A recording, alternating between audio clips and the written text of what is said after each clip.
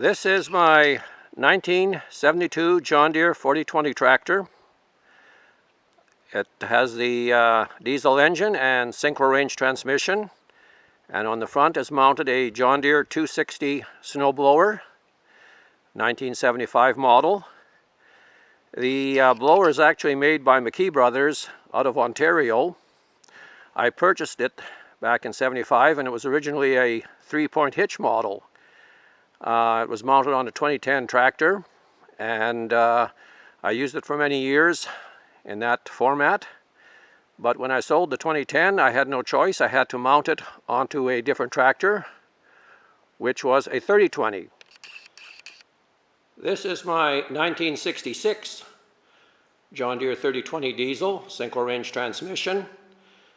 This is the tractor that powered the blower for many years. But now, after all these years, 9,000 to 10,000 hours, it has earned its keep, and now it sits in the shed, retired. Someday I will restore it and make it look like new, like it came out of the factory back in 1966. But for the time being, it can sit here the way it is. The biggest challenge I had mounting this blower onto the front of my 3020 as well as this 4020 was reconfiguring the 540 RPM drive. It was a 540 RPM drive, and this is where the drive shaft came off of. But since the front of the tractor has a 1000 RPM drive, I had to do a little bit of figuring. This is a 1000 RPM drive turning in one direction, whereas the 540 going off the back turns in the opposite direction. To solve the problem, I mounted the drive shaft up here with a set of pulleys, or set of bearings I should say, with a stub shaft. This is a 18-tooth sprocket, and it's driving a 27-tooth sprocket. And the way the chain is configured is because the drive has to be reversed and reduced. And because this gearbox is only set for 65 horsepower maximum, and the tractor is at 95 horsepower, I now run the tractor at approximately 1600 RPM, and that gives me 540 RPM drive on that shaft there, give or take. I used a number 80 chain rather than a double sprocket number 50 chain, simply for the fact that snow can build up within the sprocket teeth and in the chain, which makes the chain become extremely tight, which could cause undue stress on the entire chain and sprocket assembly. With a single strand chain, I get away from that. I still retain the 540 shaft here with the shear pin mounted in here.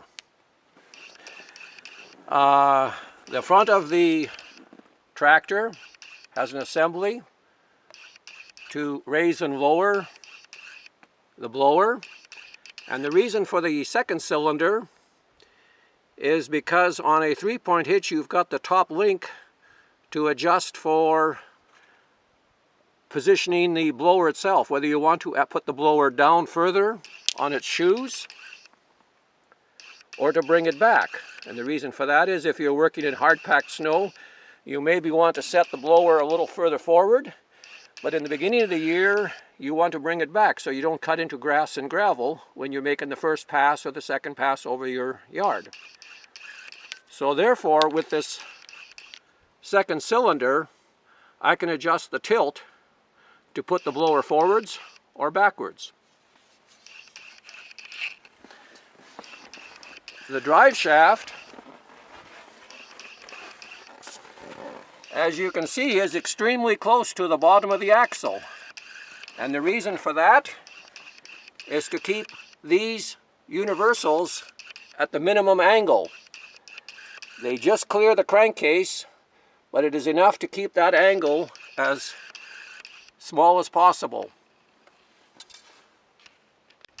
As well, the entire A-frame assembly is being pushed by the front of the drawbar rather than having anything going underneath the tractor and coming out at the back. Now the reason for that is to keep as high a clearance as possible in deep snow to prevent anything from being hung up.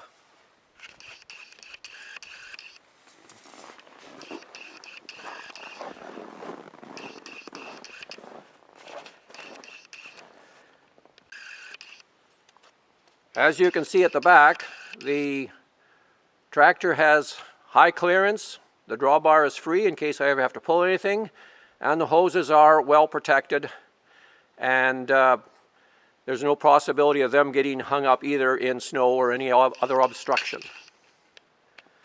The last item on this list is this object right here. Since a tractor only has 2 hydraulic outlets, and I needed something to turn the spout rather than jumping off and on the tractor, I used this, which is a table lift from an old Massey Harris combine. It's a 6-volt electric motor and gearbox, and since there are 2 6-volt batteries on this tractor, I made the connections, the proper connections, and since it used to lift a table, which was a lot heavier than the spout, it has a pretty easy job at this moment. To illustrate what it can do,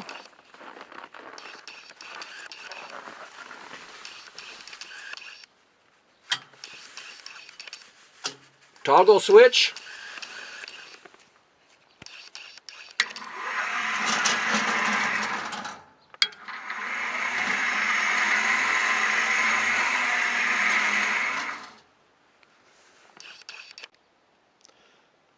so there is my tractor.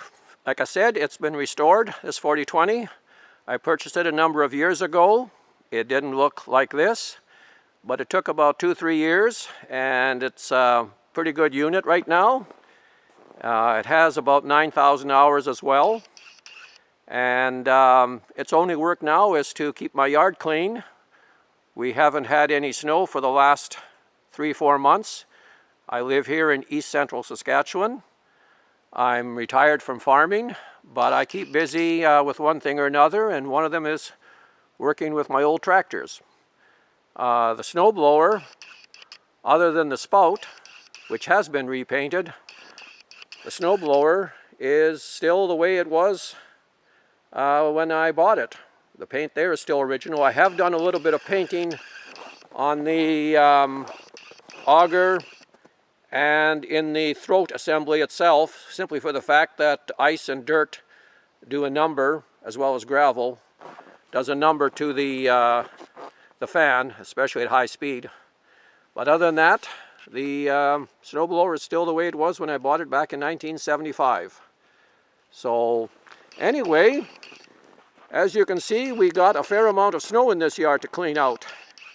We've gotten more snow here in the last 48 hours than we've had in the last 3 years. We do live in a snow belt, but I've never seen anything like this. So I guess it's time to put this old tractor to work and see what it can do.